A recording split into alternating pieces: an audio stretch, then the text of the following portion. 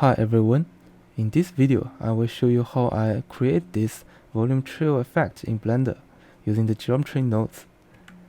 And the basic approach to create this kind of effect is by running a simulation. And in the simulation we can have the lines to grow step by step across the time. And we can also control the direction of the growth. Then we just have the simulation to run until we get the result we want. But in Blender, there's no direct support for us to create some custom simulation. But in the latest version of Blender, there is actually a hack that we can use to get something close to it. And the Blender version I'm using now is the Blender 3.4 beta. But this approach also works in Blender 3.3. So just make sure you have upgraded to the latest version. And if you are interested in the detail of this technique, there is actually some talking about this on the internet recently, and you can check this thread if you are interested in the detail. So for now, let's just go back into Blender.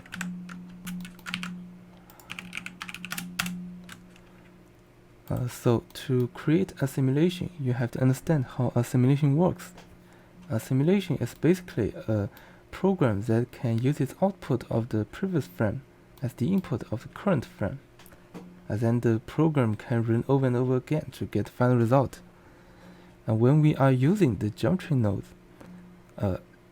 in geometry node, every time a node group is being computed, it will reset its input to the initial state. And then we lost the state of the previous frame.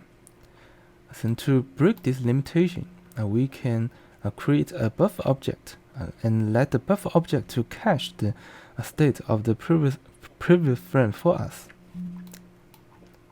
For example, here I have the default cube. I can duplicate it to create a buffer object. And then on the buffer object, I can just bring in the original object and connect it to the output.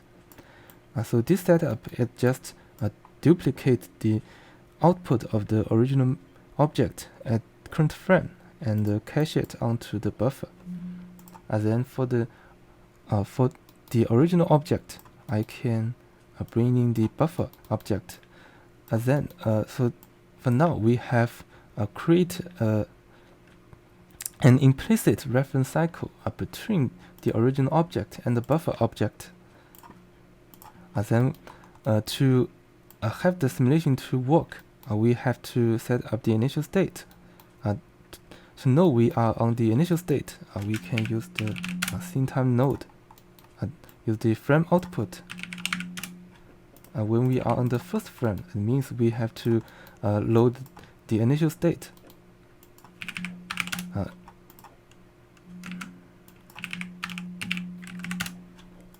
And otherwise, we have to load the data from the previous frame, which is on the buffer object.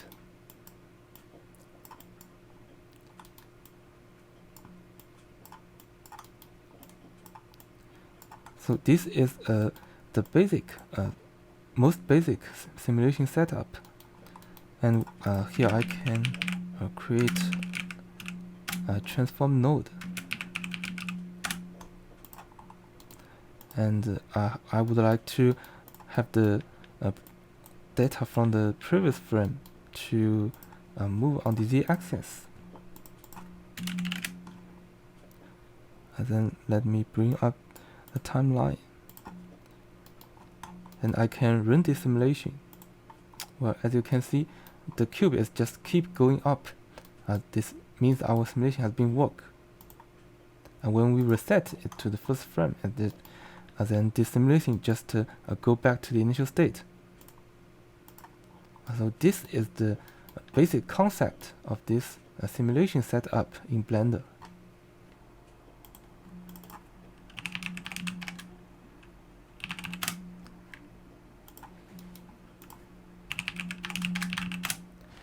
So this is going to be our core simulation for the trail. Then of course I'm gonna create a buffer object.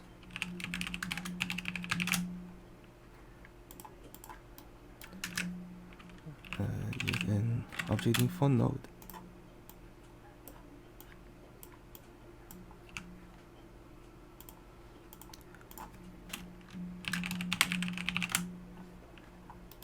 Then we can hide this, and we'll select the simulation, and the same setup in the simulation node group.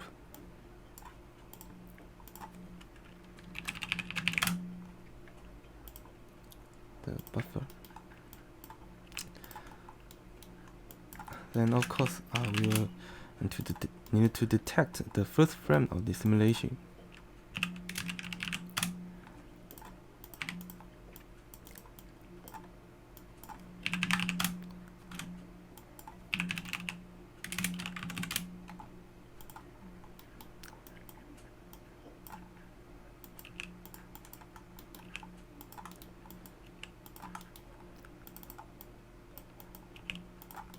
So for the initial state, I'm gonna create a bunch of points across the 3D space.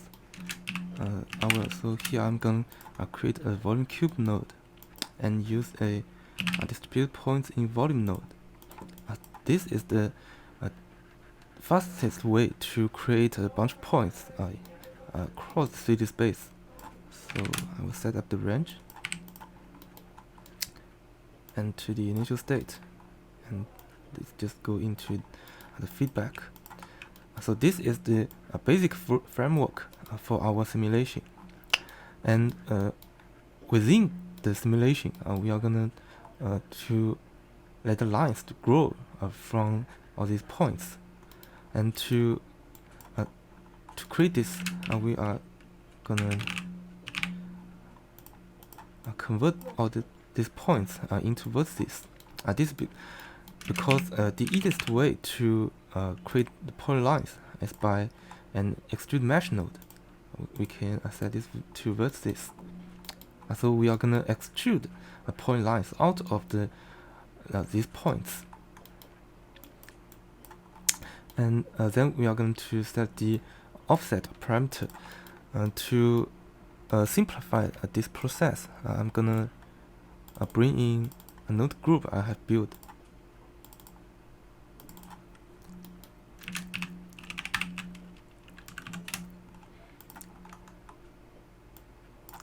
So this is basically a wrapper around the built-in noise texture node, and this node can remap the output of the noise texture into -1 and 1.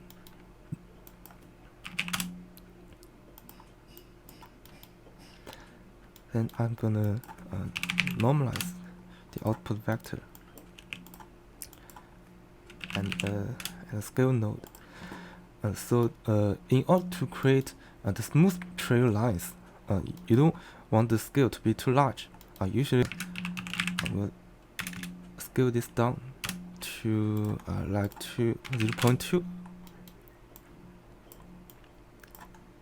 I guess that this should be enough, and connect this to the offset.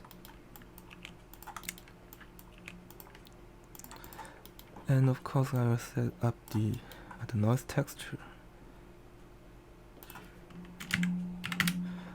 You should also decrease the scale of the noise in order to, otherwise the noise is going to be too noisy, and then we are not gonna get some decent effect.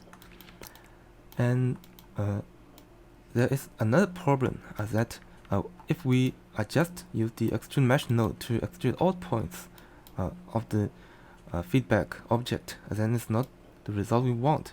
We only want to extrude the last batch of the points of the feedback object. They are just all those points on tip, and the easiest way to do this is to use a domain size node.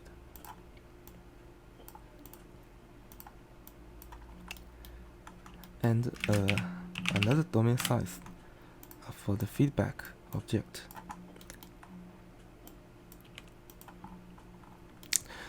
Then I'm gonna subtract the point count of the initial object from the point count of the feedback object. And then this is basically create an offset for all the points. Then I'm going to use the index node. And then we only use those points that have the index greater than the subtracted value. This is gonna extract all the points to extract the last batch of the points on the object. Then connect this to the selection.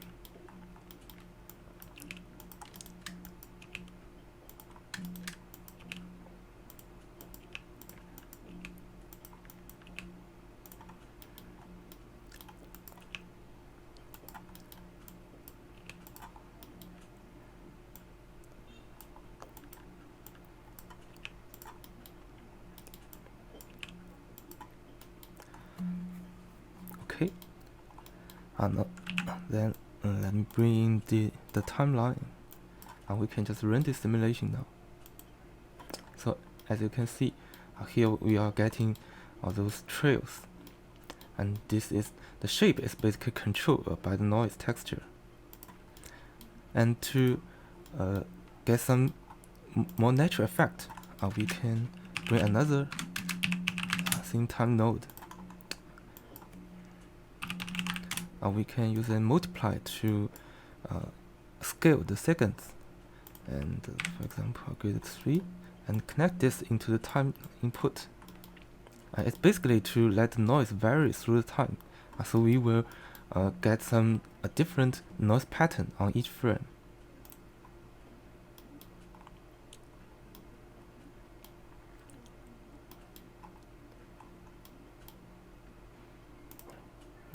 Can just increase this.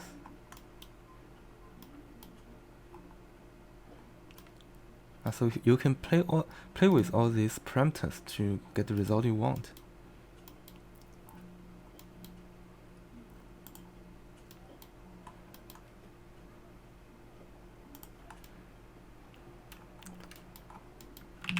So now we have the trails.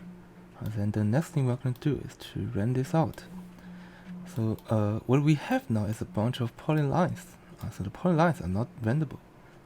If you switch to render, switch to render view, then you can see nothing happen because they are not renderable.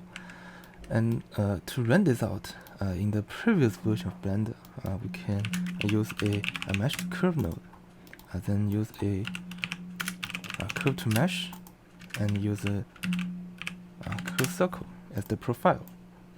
So this setup is basically convert mesh lines into curve, then to loft the curve using the profile, and create actual mesh with the thickness, and to make render this out. But the problem of this method is that, as you can see in the spreadsheet, now we have almost 46,000 vertices, and if we increase the density of the initial points, it's going to be more vertex here. And then if we create this mesh, actual mesh, based on the current mesh lines, then the geometry data is going to be way more larger than this.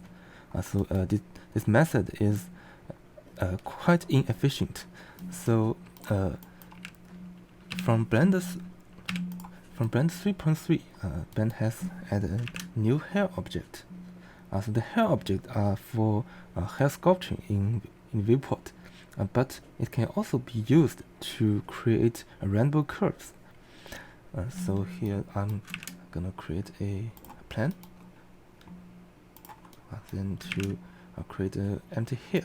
So to let the hair work, you need to select something in the scene first, and then to add a hair. Then I will rename this to render. Then by default, the hair object will have a geometry node group attached, but we don't need this, so we can just delete this node. Then I'm gonna to use an object info node to bring in the simulation data into the hair object.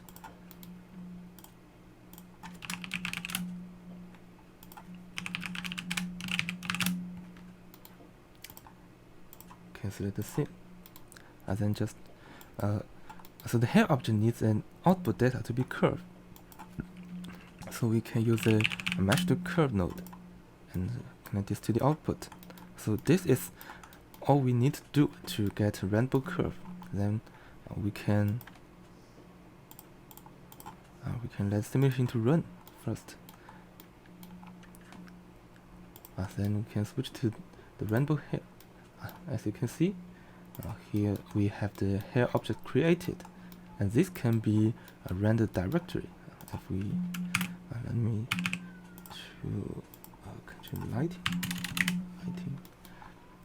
Then if we switch to render view, as you can see, we can see the curve. We don't. So here we haven't created any actual mesh, but the hair object just run this directory without having to meshing it manually. So we can control the curve thickness using the set curve radius node. So by default it's quite thin. We can set to like 0.03. As you can see here, the curve is more visible. And you can also control the curve subdivision if you switch to the render tab under the curve section. Here is the curve subdivision. This controls the curve subdivision at render time. You can also use the additional subdivision to control the curve resolution at viewport. So this is for the curve visualize. And we can also shading the curve if we switch to shading tab. So I'm gonna add a material. I'll give it some color. Then we can add a set material node here and select this material. And if you run this out, as you can see, we can use material to control the color of the curve. Then we can also add some custom attribute onto the curve geometry to control the shading effect. So we can add a named attribute. Then we can add a spline parameter. So use the factor output.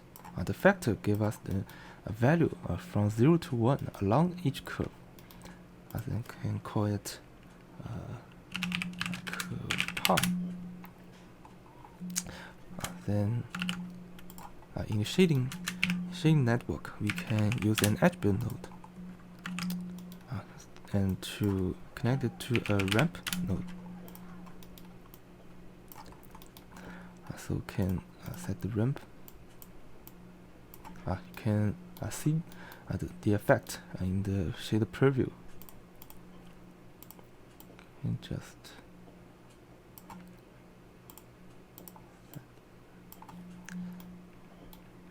if you run this out, you can see we can control the shading, control the color along the curve. We can also control control the shading effect based on the index of the curve. I can add another store attribute node and use an index and use a domain node to interpret the index on the spline level, and then to pipe it into here. Can call it the curve index. If you can see, open the spreadsheet, you can see we have the curve index on each control point, and we can to the shading view.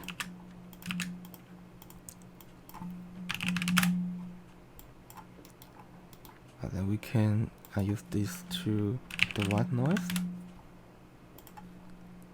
We can use the as you can see, we can give each line a different color.